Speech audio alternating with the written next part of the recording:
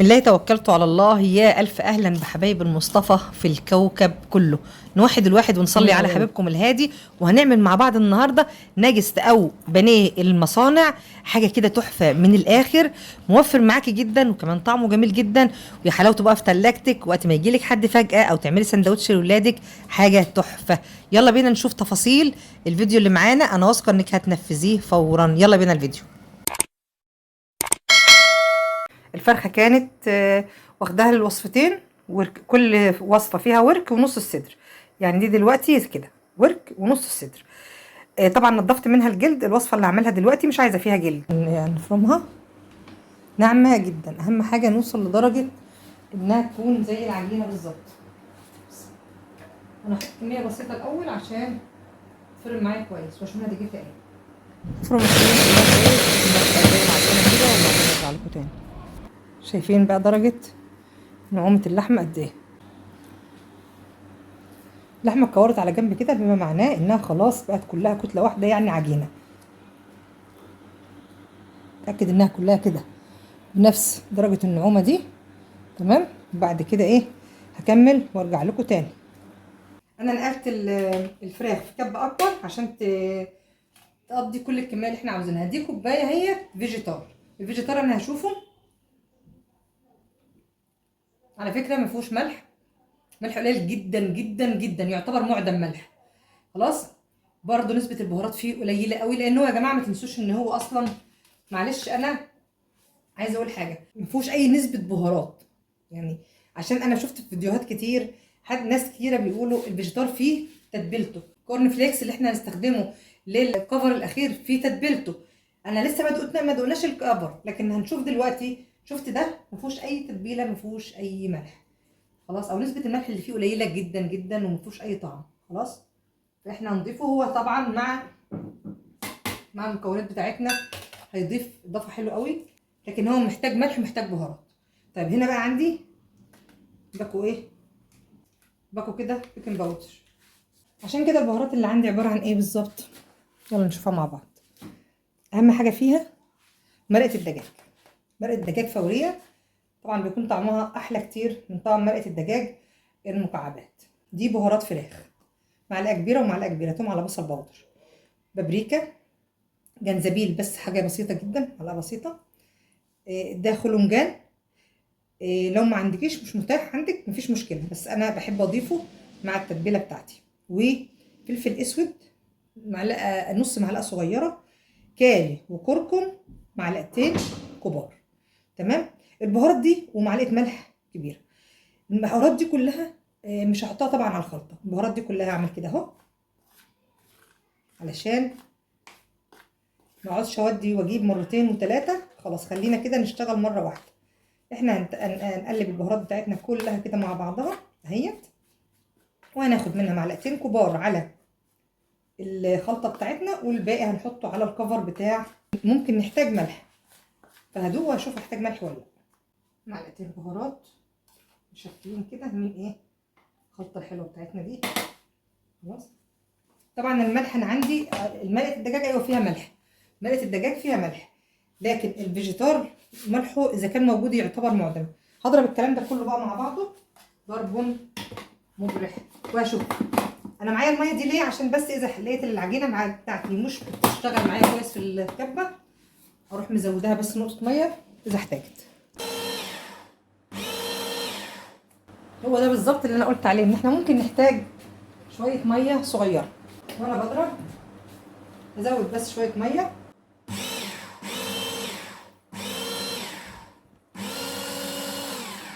ساعد معايا خلط العجين بتاعي.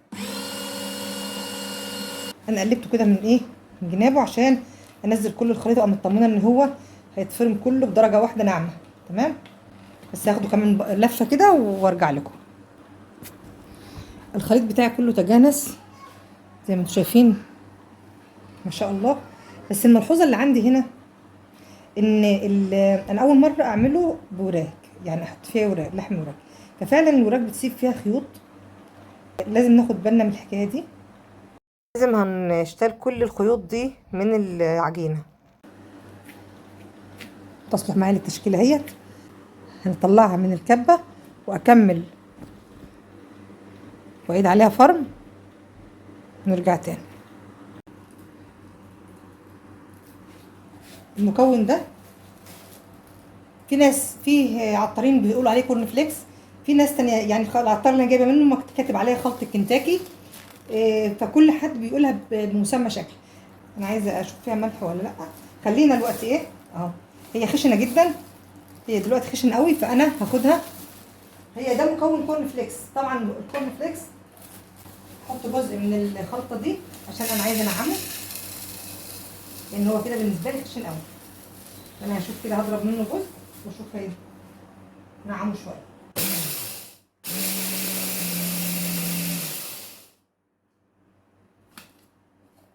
يعني بس شايفين الفرق؟ فرق الدرجتين من بعض اهو، اظن واضح. تمام، ده الدرجه اللي احنا عاوزينها نشتغل بيها. دي خشنه جدا متنفعش، مش هتثبت على الكفر. حطيت العجينه بتاعتي في الثلاجه شويه ارتاحت، وهبدا ايه ابل ايدي كده ميه، ابل ايدي ميه، وابدا اخد قطعه من الفراخ. لو مش هقدر اخلي كل القطع متساويه، خلاص من الاول اقطعهم كور متساويه كده، بحيث ان انا اقدر تكون سهل تشكيلها. انا زي ما انت شايفه بقلبها في ايدي، بضغط من صابع ايدي واقلبها تاني في كف ايدي. مش هتعرفي تعملي كده، خلاص صبعيها زي ما انا شغاله دلوقتي قدامك، اللي هو اعملها كوره وبعد كده اعملها صباع زي صباع الكفته، وابدا اشكل طرفها من تحت عشان اخليها تبقى بالظبط شكل قطع الفراخ الجاهزه. زي ما انت شايفه كده هي بتبقى ناعمه جدا، يعني انا مجرد ما عدلتها كده في ايدي ببدا بس المس عليها بصابعي من غير ما بطط ولا حاجه، هتلاقيها شغاله معاكي زي الفل، وهتقدري تشكليها بمنتهى البساطه والسهوله، لانها زي ما انت شايفه كده ناعمه جدا معاكي وسهله التشكيل قوي. بس كده بنعم الوش بتاعها بصباعي زي ما انت شايفه، وبعد كده هبل ايدي تاني ميه واخد قطعه فراخ ونبدا نشكل قطعه تانية. طبعا انت عندك فرصه انك تشكليها مستطيلات، تشكليها دواير كده زي الطعميه. عندك اختيارات كتيرة جدا تقدري تعملي بيها الفراخ، وهتلاقيها طيعة معاكي جدا وبتتشكل معاكي على كل الاتجاهات. زي ما انت هتشوفي دلوقتي انا شغالة دلوقتي بالطريقة السهلة جدا اهو، يا دوبك بكورها وبعد كده اعملها زي صباع الكفتة عشان تبقى سهلة بالنسبة لي. بعد كده بقى هتشكليها زي ما انت عاوزة بالطريقة اللي تحبيها. لكن في النهاية يعني انا حبيت اعمل الجزء الاول كده زي قطع الفراخ اللي بتيجي جاهزة في الاكياس، بحيث ان هي تبقى تشوق الولاد، يعني تلفت نظرهم. وشويه جزء هعمله كده زي الناجس، وتقدري تخلي البنات اللي موجوده معاكي او الولاد حتى لو حابين الموضوع يشكلوا هم على مزاجهم وعلى الاشكال اللي يحبوها. زي ما حصل معايا انا سبت بقيه الكميه، شكلتها بنوته صغننه، كان تشكيلها جميل وعجبها عشان هي اللي هتاكله. عندنا الكورن فليكس اللي طحناه او خلطة كنتاكي زي ما هتجيبيها من العطار او بيسميها، ضفت عليها معلقتين كبار من البهارات اللي احنا جمعناهم من اول الفيديو مع بعض، وقلنا هنشتغل بيهم كل الفيديو. هقلبهم كلهم مع بعض كويس جدا في قلب الخلطة بتاعتنا عشان نكمل شغلنا. بدي اخد قطعة من الفراخ واحطها في الكفر، واحاول اجيب عليها الكفر من كل ناحية، واتك عليها جدا عشان تشرب الكفر الاولاني ده بقدر المستطاع، وبعدين ارجع اعيد تشكيلها تاني. لو هي اتحركت او اتغيرت في الكفر وانا بحاول اغلفها كويس، ارجع اعيد تشكيلها تاني، هتبقى تشكيلها كمان اسهل كتير من اول مرة، والموضوع بقى بسيط جدا يعني. هاخد كده كل الكمية اللي عندي بنفس الطريقة على الوش ده، واخد لها كفر واحد. ان التشكيل بتاعها اتغير هظبطه زي ما انتم شايفين وانا شغالة في اول كفر. مش كل مره بحط قطعه الفراخ في الميه، مش بالضروره. يعني انا لما بلاقي قطعه الفراخ منديه كده عليها سوائل، خلاص بحطها في الكفر من غير ما احطها في الميه. ده اول مره ممكن احطها على حسب احتياجها، اذا كانت محتاجه سوائل او لا.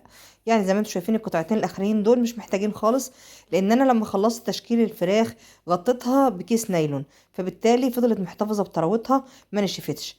عشان كده لما بحطها في الكفر بتسحب من الكفر كميه كبيره زي ما انتم شايفين شكلها وجمالها. ان شاء الله خلصنا كل الكميه بالكفر الاولاني، هنرجع نعيد الكره تاني نفس اللي عملناه. يلا بينا نرجع ناخد تاني كفر، بس المره دي كل مرة هنبل قطعة الفراخ قبل ما نحطها في الكفر.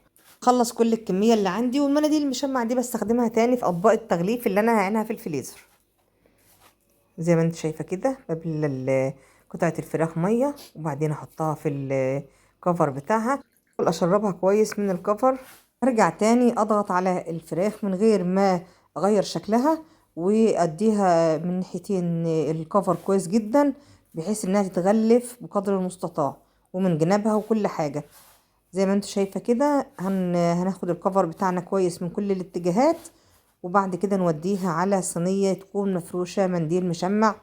حضراتكم ملاحظين ان انا شغالة في الكفر بايد واحدة، والايد التانية اللي باخد بيها قطعة الفراخ احطها في المية زي ما احنا متعودين في كل فيديوهاتنا اللي فيها مارينيه او فيها حاجة بتتبل وبخرجها على كفر. دايما شغالة بايد للسوائل وبايد تانية للكفر. لو رجعتوا في اي فيديو من فيديوهات القناة فيها حاجة فيها كفر هتلاقوها بنفس الطريقة. مهم جدا ان الواحد يبقى شغال زي ما انتم شايفين كده. ايدي ما فيهاش اي حاجة ماسكة فيها من الكفر، لاني شغالة فيها بالحاجات الجافة، والتانية فيها مية. لو العكس يعني لو اشتغلت بايدي اللي فيها مية دي في الاتنين، او ايديا الاتنين شغالين في الاتنين، فاكيد الدنيا كان زمانها دلوقتي بايظة خالص، وايديا مليانة عجين والقطع طالعة مش مظبطة. فده افضل الطرق يا جماعة، ان احنا نكون محافظين على نظافة الشغل اللي بنشتغله ونظافة ايدينا واحنا شغالين. عايزه اقول لك نقطة مهمة جدا، ان ده بيحافظ جدا على الخامات جدا، يعني ما بيضيعش خامات في ايديكي بقى زي العجين كده وتروح والكلام ده خالص. بتفضل الخامات متحافظ عليها اكبر وقت وقدر ممكن. بس كل الكمية في الحالة دي احسن طريقة ان انتي تفرزيها، مش احسن حاجة انك تحمري دلوقتي على طول. الشيء دلوقتي انك تحطي الفراخ بتاعتك في الفريزر شوية تتماسك شويه قبل ما تحمريها. انا حمرت منها على طول بس على قد الاوردر المطلوب، والباقي حطيته في الفريزر. دلوقتي عشان افرزها بحط في قلب الطبق من تحت منديل مشمع، او افتحي كيس التلاجة وحطيه، وابدا ارص طبقات الفراخ. طبعا هي دلوقتي لسه عجين، لسه ما اتفرزتش خالص، فبحط دايما بين كل طبقه وطبقه كيس نايلون. ومش هكتر الطبقات لان هي زي ما قلنا لسه عجين، يعني احط طبقتين اتنين فوق بعض دلوقتي، ممكن اجمدهم وارجع ازود عليهم تاني لو ما عندكيش مساحة. انا خلاص كده حطيت الفراخ في الاطباق الفل، وغلفيها بالطريقة اللي انت حباها. انا لفتها بستريتش بعد ما حطيتها كده طبقتين على بعض بينهم مشمع، ولفيت الطبق كله في استريتش وحطيته في الفريزر. يلا بقى نحمر مع بعض. الزيت يسخن، بعد كده اوطي النار، ومجهزه جنب مني مصفى عشان اطلع عليها على طول الفراخ بتاعتي، ما احطهاش على مناديل ولا ورق زبده ولا الكلام ده، عشان ما تشربش الزيت بتاعها تاني وتطرى. الزيت بتاعي سخن، ونزل حرارة البوتاجاز للوسط، مش اقل من كده عشان ما تنشفيش الفراخ قوي. انت مجرد ما بتحطيها في النار حوالي 3 دقايق كله بتكون استوت، لان هي ما بتاخدش وقت خالص في السوا. اقلبها ولا اقرب منها لغاية ما تبدأ تاخد الكفر الاولاني اللي هو اللون الاولاني، وبعد كده اقلبها على الناحية التانية لو الزيت بتاعي قليل. ولو الزيت كتير هتلاقيها هي اتحمرت من ناحيتين زي بعضها.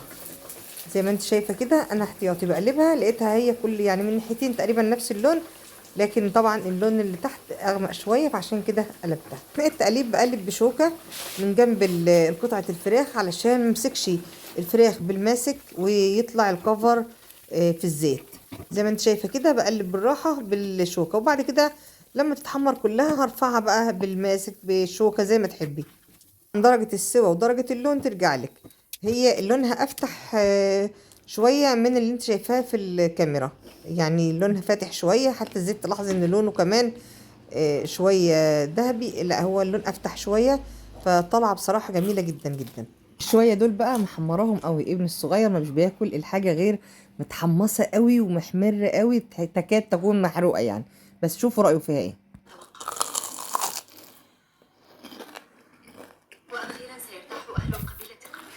روعة. افتحها من جوه ازاي؟ دول مكرونه بقى صراحه جامدة جمودة. لونها اجمد. الفراخ اجمد ولا المكرونه اجمد؟ الاتنين حلوين. علي صوتك شويه. الاتنين زي القمر. زي القمر، انت اللي قمر. والله العظيم. سخنه بس عليك. لا انا مش قادر استحمل. مش قادر تكمل؟ لا مش قادر استحمل كتير. حبيب قلبي.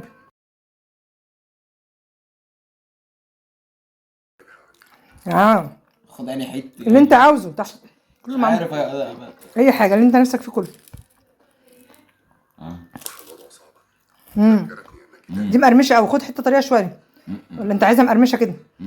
خلتني نشفت لك عليها قوي. اه حلو. عجبك كده؟ الف هنا وشوفها يا حبيبي. هي كده تعتبر محروقه على فكره. انت ما بتحبهاش ولا كده؟ لا مش محروقه. مش مفيش اي طعم محروق يعني؟ ولا فيها اي طعمها جامد. الف هنا وشوفها. المبكبكه دي بقى جامده قوي. الف هنا وشوفها. اتمنى الفيديو النهارده يعجبكم زي ما عجبنا كده وعجب اصحابه كمان اللي عملنا لهم الوصفه النهارده. واذا عجبكم الفيديو شرفونا بوجودكم معانا على القناه، شاركونا برايكم في تعليق، وشرفونا باعجابكم واشتراككم في القناه اذا نستاهل وجودكم الجميل معانا في قناتنا المتواضعه. السلام عليكم.